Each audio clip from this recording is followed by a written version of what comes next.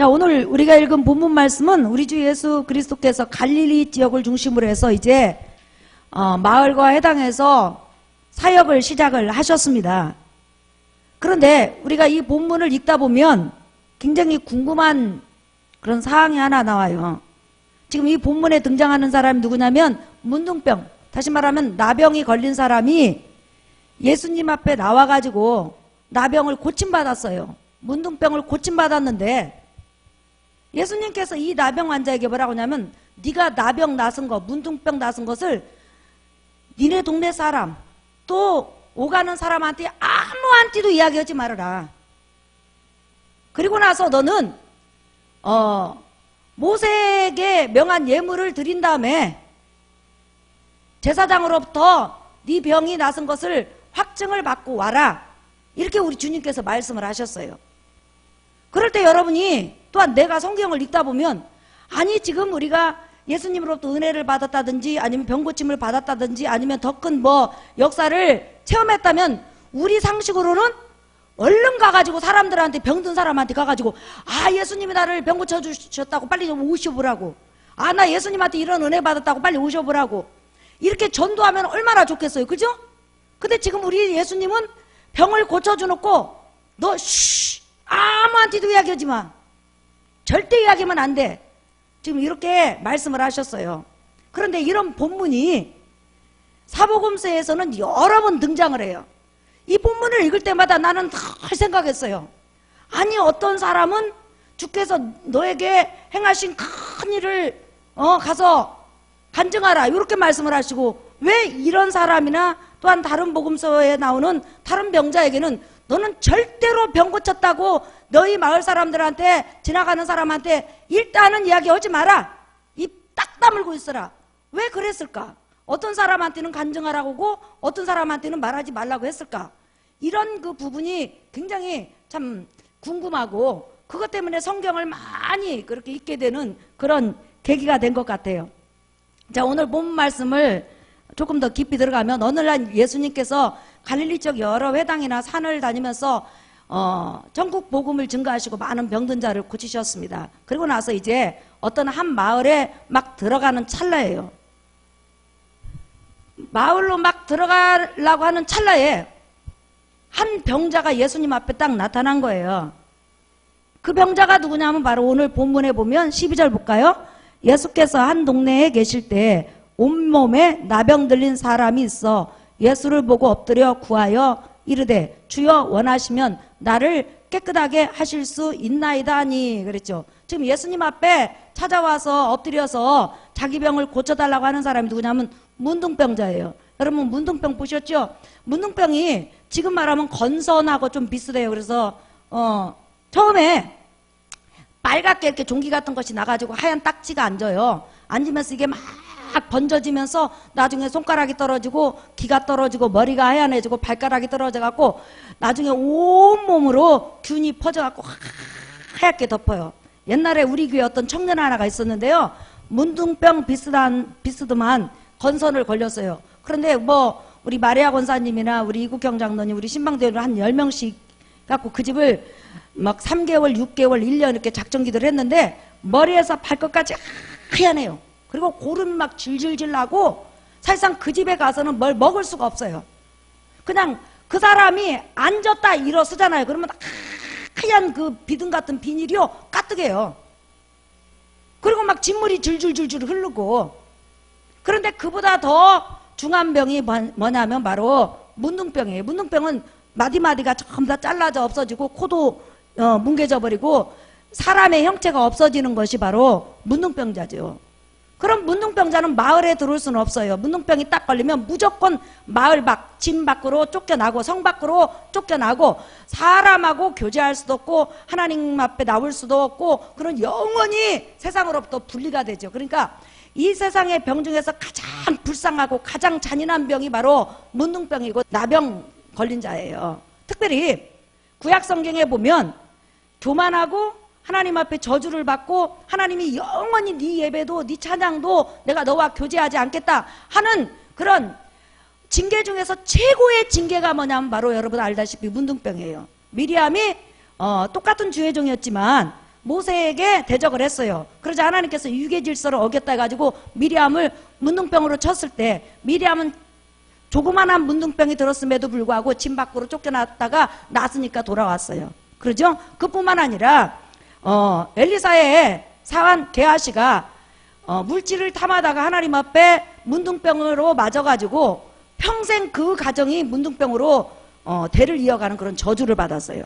그뿐만 아니라 요압이 여러분 이스라엘 민족의 대장군이었어요. 그런데 그 장군직을 이용해서 선량한 사람들을 막 죽였어요. 왜냐하면 자기 지위를 지키기 위해서 선량한 하나님의 사람들을 무차별하게 죽이자 하나님께서 요압 집을 저주하셨는데 너희 집안에 영영이 백탁 걸린 그러니까 하얗게 피부가 변해갖고 완전히 병이 걸리는 그런 병자들이나 아니면 문둥병 환자 이런 환자들이 너희 집안에 영원히 떠나지 않으리라 이렇게 하면서 요압을 저주하셨어요. 그뿐만 아니라 우시아 왕 같은 경우에는 나라의 최고의 대왕이었어요. 하지만 하나님께서 하나님 성전에 들어가서 제사를 담당하고 분향을 하는 것은 바로 제사장 역할이었다는 거예요. 그런 모든 역할이 예수 그리스도 사역을 입증해 주잖아요. 그런데 그 제사장만이 할 수 있는 역할을 자기가 왕이라고 해가지고 하나님 성전에 막바로 들어가가지고 분향하다가 어떻게 됐어요? 이마에 문둥병이 흘려가지고 별궁에 완전히 갇혀갖고 평생을 저주 가운데서 죽은 걸 볼 수가 있죠.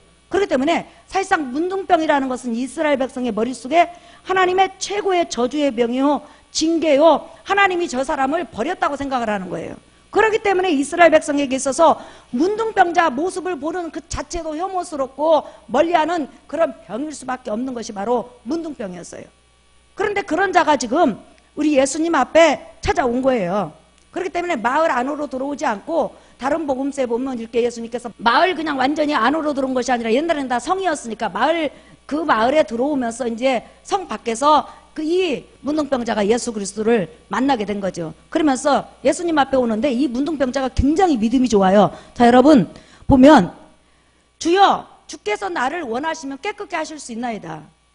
주님은 무엇이든지 할 수 있습니다. 능력이 있습니다. 근데 나를 고칠 마음이 있는지요?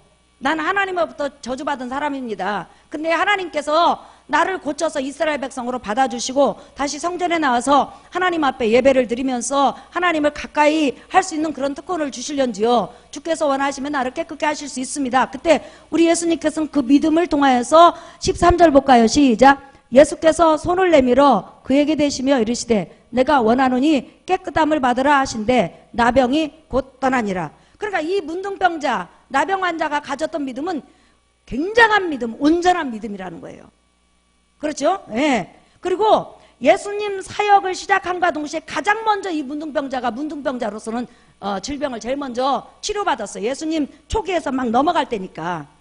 그러니까 이 문둥병자가 고침을 받았다는 것은 이스라엘 백성에게 있어서 어떤 표적보다도 큰 이적이 될 수 있다는 거예요. 그런데 예수님께서 이 문둥병자를 딱 고치신 다음에 정확하게 말씀을 하세요. 자, 여러분 보십시다. 14절 시작. 예수께서 그를 경고하시되 아무에게도 이르지 말고 가서 제사장에게 내 몸을 보이고 또 내가 깨끗하게 됨으로 인하여 모세가 명한 대로 예물을 드려 그들에게 입증하라 하셨더니 뭐라고 하냐면 네가 문둥병 고침받았다는 거, 내가 너를 문둥병 고쳐줬다는 것을 아무에게도 절대 말하지 마라. 제사장에게 네가 문둥병에서 해방됐다는 것을 보이고 그 다음에 제사장이 예물을 드리라고 하면, 다시 말하면 문둥병에서 고침을 받으면 민수기 14장에 보면 이렇게 예물을 드리시오, 이런 하나님의 말씀이 있는데 그 제사장이 원하는 대로, 말씀이 원하는 대로 예물을 드린 다음에 제사장으로부터 완전히 완치 판결을 받은 다음에 다시 나에게 오라, 이렇게 주님께서 말씀을 하셨어요. 다시 말하면 절대로 제사장을 만나기까지는 뭐라고 써요? 간증하지 말아라, 사람한테 말하지 말아라. 그런데 지금 이 사건을 이 누가복음에서만 말하는 것이 아니라 똑같이 같은 사건을 가지고 3번 반복을 하고 있어요. 그러니까 말하면 안 된다는 거예요. 자, 여러분 한번 보실까요? 마태복음 8장 보세요. 똑같은 사건인데 3절에서 4절. 자, 읽어봅시다. 시작. 예수께서 손을 내밀어 그에게 내시며 이르시되 내가 원하노니 깨끗함을 받으라 하시니 즉시 그의 나병이 깨끗하여진지라. 시작. 예수께서 이르시되 삼가 아무에게도 이르지 말고 다만 가서 제사장에게 내 몸을 보이고 모세가 명한 예물을 드려 그들에게 입증하라 하시니라. 어떤 사람에게든지 말하면 안 된다는 거예요. 이 사건이 얼마나 중요한지 지금 사복음서에서 지금 두 번째 말해요. 그리고 다시 마가복음에서도 또 강조를 해요. 그러니까 얼마만큼 중요했던 사건인지 알겠죠? 자, 마가복음 1장 보세요. 42절. 자, 읽어볼까요? 시작. 곧 나병이 그 사람에게서 떠나가고 깨끗하여 진지라. 곧 보내심이 엄히 경고하사. 그러니까 절대로 너 내 말 어기지 마라 이 말이에요. 네. 엄히 경고하사. 시작. 이르시되 삼가 아무에게도 아무 말도 하지 말고 가서 내 몸을 제사장에게 보이고 내가 깨끗하게 되었으니 모세가 명한 것을 드려 그들에게 입증하라 하셨더라. 그러니까 자기가 문둥병 고침받은 것을 다른 사람한테 이야기해야 돼요? 안 해야 돼요? 안 해야 돼요. 누구한테 가서 말을 하라고 써요? 자기가 문둥병 고침받은 것을 제사장에게. 근데 그러면 이 문둥병자는 예수님께서 자기 병을 고쳐준 다음에 문둥병자는 과연 말을 동네 사람한테 했을까요? 안 했을까요? 그가 태어나면서부터 문둥병이 걸렸는지 살다가 문둥병이 걸렸는지는 모르지만 동네 사람들은 그가 문둥병 걸려가지고 저 도굴 속에서 산다는 거 누구든지 알잖아요. 성 밖에. 자, 그런데 이 사람은 문둥병 걸린 다음에 예수님으로부터 고침을 받았어요. 그러면 동네 사람한테 간증을 했을까요? 안 했을까요? 자, 한번 보실까? 지금 예수님이 절대로 간증하지 말라고 했는데 했는지 안 했는지 한번 보십시다. 자, 마가복음 1장 45절 읽어볼까요? 시작. 그러나 그 사람이 나가서 이 일을 많이 전파하여 널리 퍼지게 하니 그러므로 예수께서 다시는 드러나게 동네에 들어가지 못하시고 오직 바깥 한적한 곳에 계셨으나 사방에서 사람들이 그에게로 나오더라. 자, 여러분 한번 45절 다시 읽어보세요. 시작. 그러나 그 사람이 나가서 이 일을 많이 전파하여 널리 퍼지게 하니 그러므로 예수께서 다시는 드러나게 동네에 들어가지 못하시고 오직 바깥 한적한 곳에 계셨으나 사방에서 사람들이 그에게로 나오더라. 지금 예수님께서 아무한테도 이야기하지 말라고 했는데 이 사람은 완전히 예수님 말씀하고 반대요. 많은 사람에게 널리 전파해가지고 사람들이 어머 문둥병도 나섰어? 구름대처럼 예수님께 이제 몰려온 거예요. 그러니까 예수님께서 더 이상 사람들이 막 너무 많이 몰려오니까 예수님께서 그 몰려오는 사람을 다른 데 갔다면 오시는 대로 말씀을 전하고 병을 고치고 그 다음에 역사를 베푸실 텐데 그 사람들을 피해서 한적한 곳으로 가서 기도하시는 거예요. 나중에 이 사람들이 예수님을 막 찾고 드리고 사니고 찾다가 찾아가지고 예수님한테 몰려왔는데 한동안 예수님께서는 동네에 들어갔다고 그랬어요? 못 들어갔다고 그랬어요? 못 들어갔다고 그랬죠. 다시 말하면 복음 사역이 딱 중단돼 버린 거예요. 그러면 우리 예수님께서 왜 이 사람에게 병고침 받은 거에 대해서 간증하지 말라고 했는가? 간증하기 전에 먼저 제사장에게 몸을 보이고 모세가 명한 예물을 드리라고 했는가? 이게 여러분 우리가 한번 이 본문을 통해서 생각해 보아야 될 문제라는 거예요. 그 이유는 다른 것이 아니에요. 우리 예수님은 하나님이시기 때문에 각 마을 사람마다 영적인 상태를 알고 있단 말이에요. 그런데 지금 예수님께서 이 사람을 고친 마을, 그 다음에 그 주위 마을 사람들은 만약에 예수님께서 문둥병을 고쳤다면 말씀에는 별로 관심이 없고 오직 표적과 이적과 육적인 일에만 관심이 있다는 거예요. 그러니까 우리 예수님은 조용히 마을에 들어가서 지금 육적인 마음으로 가득 차 있는 그들에게 어떻게 해서든지 마음을 잠재워가지고 하나님 말씀을 전하고 전해서 마음이 고요해진 상태에서 이렇게 말씀을 던지고 싶었던 거예요. 그래서 구원을 시키고 싶었는데 이 사람이 나 문둥병 고침받았습니다. 그러면 문둥병이 이게 흔하게 고쳐지는 병이 아니잖아요. 그리고 예수님께서 가장 먼저 지금 문둥병으로서는 제일 먼저 고친 병 아니에요. 그러다 보니까 문둥병이 고쳤네 하니까 이 주위에 있는 사람들이 예수 그리스도 입에서 나오는 말씀에는 전혀 관심이 없고 너나 나나 병고침에만 관심을 가지고 육적인 문제만 관심을 가지고 육적인 생각만 해갖고 이 마음이 붕 떠가지고 말씀이 안 들어간다는 거예요. 그러니까 제가 이렇게 묵게를 하면 그게 알아요. 이렇게 어떤 교회에 어떤 문제가 있었을 때 육적인 부분에 있었을 때 성도들이 하나님 말씀을 전하려면 육적인 부분에 너무 치우쳐 있으면요 그 마음이 세상 말로 두세두세 해가지고 도무지 복음이 안 들어가는 경우가 있거든요. 그러니까 지금 이 마을 사람, 이 인근의 마을 사람에게는 뭐가 먼저 들어가야 된다고요? 하나님의 말씀이 충분히 들어간 다음에 뭐가 들어가야 돼요? 그 다음에 표적이 따라야 되는 거예요. 근데 표적을 먼저 행하면 이 사람들은 다소곳이 앉아서 예수님 말씀 들을 생각을 안 한다는 거예요. 그래서 우리 예수님의 방법은 대부분이 말씀을 끊임없이 고요히 몇 날 며칠이고 전한 다음에 그 다음에 말씀으로 충만해지면 병을 고쳤다는 거예요.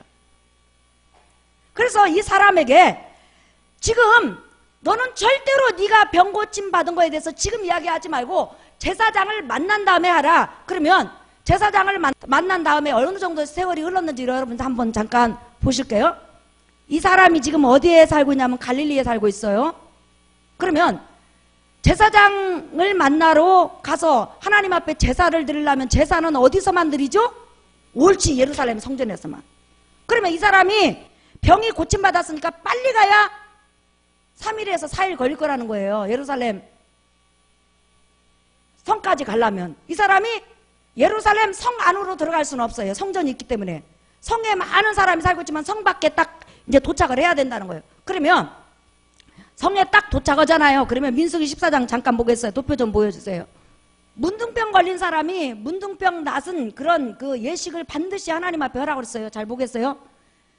어느 동네에 살든지 예루살렘 성 밖에서 제사장과 만난다. 예루살렘 성 안에 못 들어가요. 그 성 밖에서 사람을 통해서 내가 이렇게 문둥병이 고침받았는데 성전에 계신 제사장 좀 나오게 해주세요. 그러면 이제 제사장이 이제 와요. 성 밖으로 나와요. 그래가지고 두 번째 제사장이 성 밖으로 나와서 1차 정결례를 행하는 거 이렇게 보니까 나섰어. 나서니까 산새 2마리하고 백향목하고 홍색실하고 우슬조를 요 이제 병 나선 사람이 가지고 가요. 그러면 이 제사장이 흐르는 물을 떠와가지고 그릇에서 산새 1마리를 죽인 다음에 백향목하고 우슬조를 홍색실로 묶어요. 묶어가지고 그 산새 물 그릇에다가 산새를 잡잖아요. 잡을 때 그 피가 뚝뚝뚝 떨어지잖아요. 거기다 담궈가지고 나중에 그 피를 묻혀갖고 살아있는 그런 비둘기에다가, 그러니까 산새는 비둘기를 말하는 거예요. 비둘기에다 칠해가지고 그 다음에 비둘기를 날려보내요. 예, 이게 이제 날려보내. 그리고 나서는 이 사람에게 또 피를 뿌려. 요 비둘기 피를 아까 이렇게 물 담은 그릇에다 비둘기를 여기서 잡는다고 그랬잖아요. 그럼 피가 떨어질 거 아니에요. 그러면 이 피를 사람에게 뿌리고, 그리고 나서는 성 밖에서 다시 그 성 밖에서 지금 하는 거예요. 이 사람은 성 못 들어와요. 그러니까 제사장이 이제 이 사람이 성 밖에서 이렇게 있으면 나와가지고 이걸 잡아가지고 이 사람한테 하는 거예요. 예식을 한 다음에 일주일 동안 성 밖에서 있는 거예요.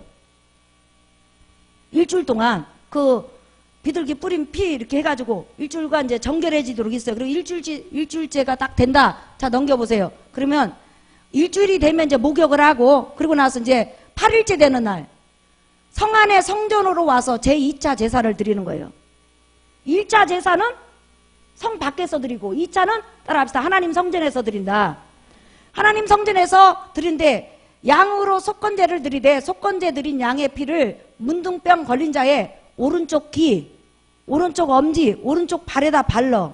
그리고 또 기름을 오른쪽 귀, 오른쪽 엄지, 오른쪽 발가락 그렇게 기름을 발라요. 그리고 남은 기름은 머리에다 부숴줘. 예. 그리고 나서 속죄제를 드린 다음에 마지막으로 제사장이 딱 손을 듣고 네가 저주의 병 문둥병에서 완전히 고침받았노라. 이후로 너는 이제 하나님의 백성이 되며 하나님 성전에 들어올 수 있으며 하나님의 백성으로서 교제가 시작되노라. 이렇게 선포가 있어야 돼요. 그리고 선포증을 주어. 다시 말하면 이 사람이 문둥병에서 고침받았다. 그러면 적어도 여러분 이 사람이 예루살렘에 며칠 있어야죠? 8일 이상은 있어야 되잖아요. 그리고 오는데 3일, 또 가는데 며칠? 3, 4일은 걸려야 될 거 아니에요. 그러면 적어도 15일 이상은 이 사람이 마을에서 떠나 있는 거예요. 그러면 15일 동안 예수님은 그 마을에서 뭐부터 말씀하시는 거죠? 말씀을 조금 가리키는 거죠. 그러면 조금 하루 가리키고 이틀 가리키고 3일 가리키면서 병든 자를 가리키다 보면 말씀을 한 번 듣고 두 번 듣고 세 번 듣다 보면 마음이 열릴 거 아니에요. 그러면 구원의 복음이 들어가가지고 구원받는 사람이 생길까요? 안 생길까요? 생기죠. 지금 우리 예수님은 그것 때문에 제사장 만나서 완전히 확증받고 돌아와서 간증을 해도 늦지 않다는 거예요. 그런데 네가 먼저 병고침에 대해서 간증을 해갖고 막 사람들 마음을 들뜨게 갖고 병을 고쳐야 되겠다, 병을 고쳐야 되겠다, 병을 고쳐야 되겠다 하면서 저 사람도 고쳐주는데 왜 나는 안 고쳐주세요 하면서 병든 자들이 구름대 벌떼처럼 몰려와가지고 병고침을 받기 위해서 막 아우성치면 예수님께서 도무지 인간의 마음속에서 말씀을 받을 준비가 안 되니까 말씀을 전할 수 있을까요? 없을까요? 없잖아요. 그래서 이 사람으로 하여금 예루살렘 성전까지 가가지고 제사장한테 확증을 받고 돌아오면 15일 정도는 걸리니까 그 15일 동안에 그 인근 마을에 말씀을 받을 준비가 아직 덜 된 사람들, 육적으로 충만한 사람에게 작은 애기들처럼 말씀을 가르쳐갖고 하나님의 복음을 주려고 하는데 그 길을 딱 막아버린 거예요. 그러니까 그 동네 사람한테 막 시키지도 않는데 엄히 경고했잖아요. 절대로 너 병고침 받았다 하지 마라 그랬는데 그냥 여러분 저 아시죠? 저 여러분 아시죠? 저 문둥병에서 고침받았어요. 문둥병 걸린 사람, 죽을 병 걸린 사람 빨리빨리 예수님한테 가세요. 가요 하니까 막 사람들이 너나 나나 몰려간 거예요. 그러자 예수님은 몰려오는 것을 보고 따라합시다. 한적한 곳으로 피하시니라. 그러니까 여기서 말씀하시는 것은 우리 예수님은 병고치러 이 세상 온 것이 아니라 육적인 문제를 해결하러 이 세상에 그 목적을 가지고 오신 것이 아니라 진짜 예수님이 오신 목적은 바로 인간에게 하나님의 말씀을 주시기 위해서 그 말씀 속에는 예수 그리스도 십자가 복음이 들어있고 예수 그리스도 삶이 들어있고 예수 그리스도 은혜가 들어있고 성령의 충만함이 들어있단 말이에요. 그러니까 하나님의 말씀을 주기 위해서 복음을 주기 위해서 오신 걸 여러분 믿으시기 바랍니다. 그게 가장 우선시 돼야 된다는 거예요. 그리고 그것이 찼을 때 병고침도 있고 우리 삶의 문제도 해결이 있어야 되고 우리에게 육적인 은혜가 있어야 된다는 거예요. 다시 말하면 예수님은 우리에게 가장 먼저 주시고자 하는 것은 바로 영적인 제사함이고 영적인 구원이고 영적인 은혜라는 거예요. 믿으시면 아멘 하십시다. 아무리 병고침 받고 아무리 우리가 은사를 받고 아무리 능력을 받아도 진정으로 우리 속에 하나님의 기록된 말씀이 들어올 수 없고 복음이 들어올 수 없고 말씀으로 채워지지 않는다면 진정한 은혜가 아니라는 거예요. 믿으시면 아멘 하십시다. 진정한 은혜는 바로 말씀이라는 거예요.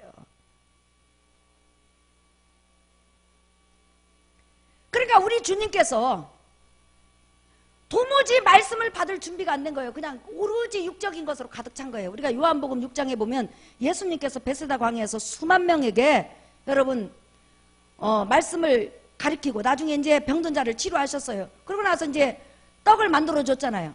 근데 사람들이 떡을 먹고는 그 떡을 먹는 순간에 그 표적을 보는 순간에 너나 나나 할 것 없이 예수님을 임금 삼으려고 그랬어요. 그러니까 예수님 말씀하시지 말고 우리하고 힘을 합쳐서 우리의 왕이 되어주세요 하면서 예수님을 붙잡고 안 놓아주는 거예요. 예수님은 뭐하러 오셨다고요?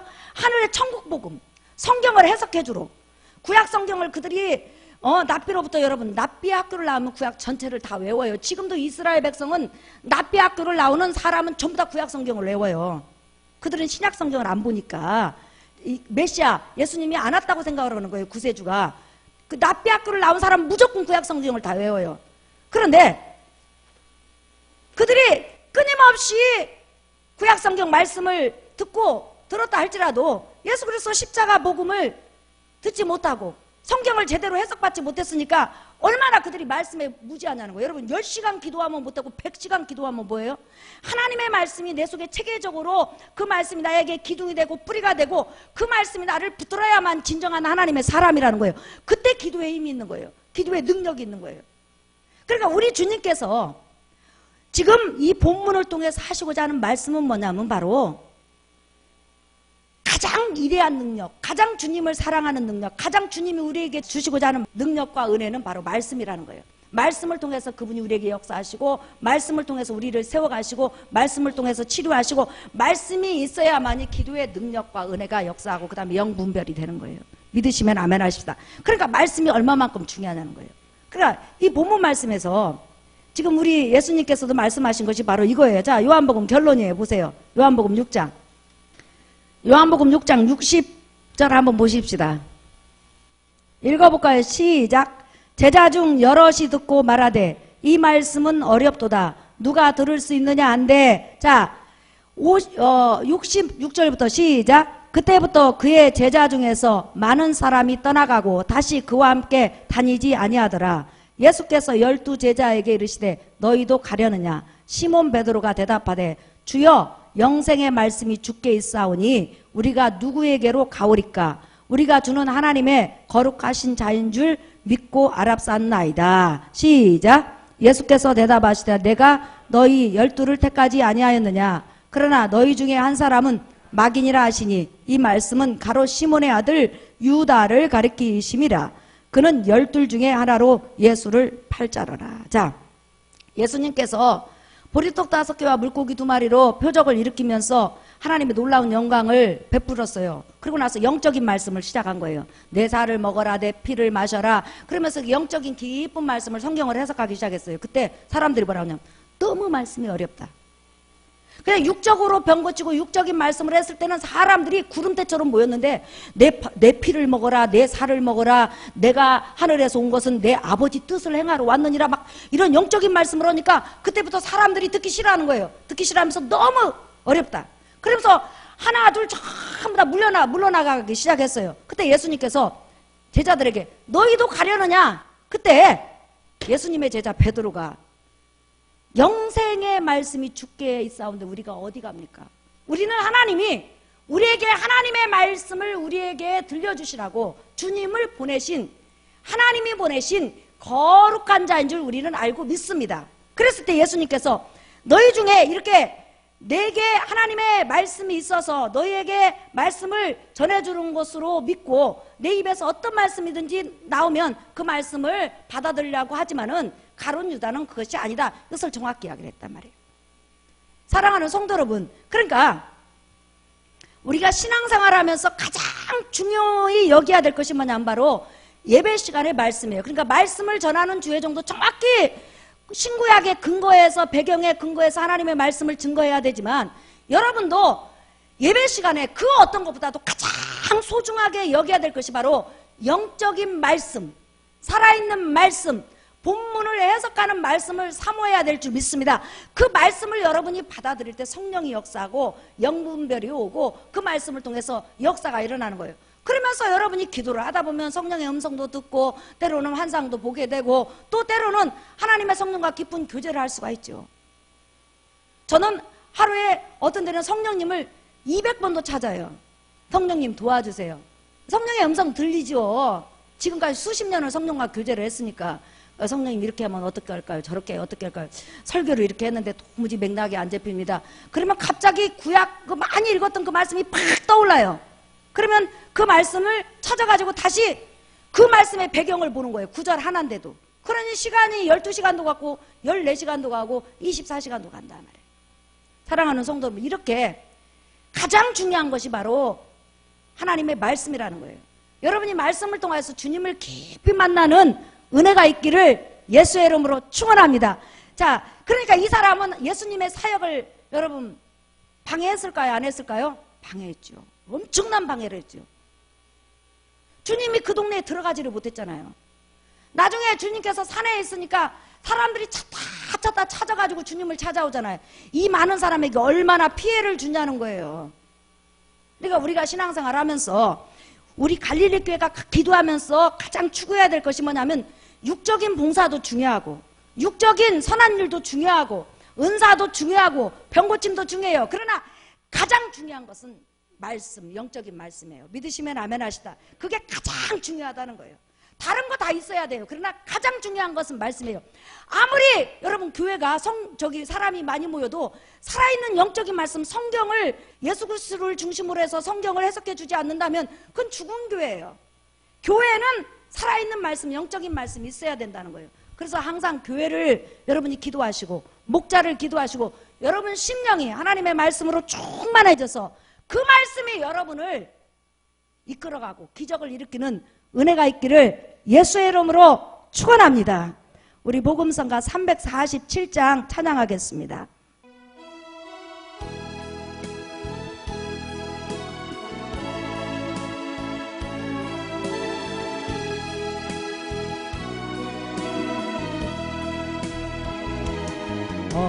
어두운 밤길에서 밝은 빛을 주시고 작은 내 손잡아 인도하신 나의 주님, 시험과 거센 풍파 가슴으로 안으시어 근심과 괴로움 속에서 구원해 주시었네. 그 진실한 사랑과 그 고귀한 생명 주신 놀라운 축복 크시는 종을 늘 찬양하리라. 오고 나의 주님을 영원히 찬양하리라. 오고 나